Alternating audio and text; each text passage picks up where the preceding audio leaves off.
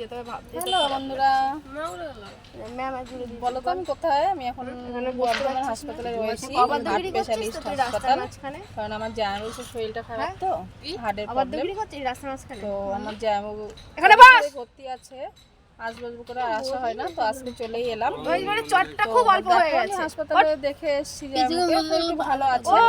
তাই আমরা এত রোদ্রু, দেখো প্রচন্ড রোদ্রু, দেখেছো তো এত রোদ্রু। তাই আমরা একটা টোটোর মধ্যে এসে বসে পড়েছি। এই দেখো আমরা টোটোর মধ্যে এসে বসে রয়েছি সবার মাঝখানে। আমি জামাইবাবুকে 4টের সময় আরেকবার দেখবো, দেখে আমরা বাড়ি যাবো। সারাক্ষণ মামা করিস কেন রে?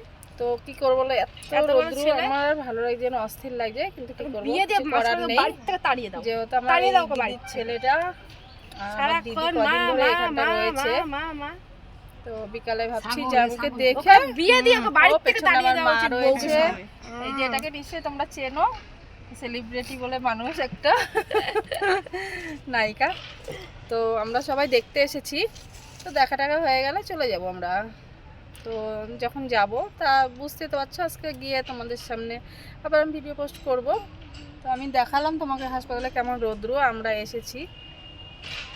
তো প্রচুর রোদ্রু, আমার অস্থির লাগছে। এখন আমি রাখছি, পরে তোমাদের সাথে আবার গল্প করব।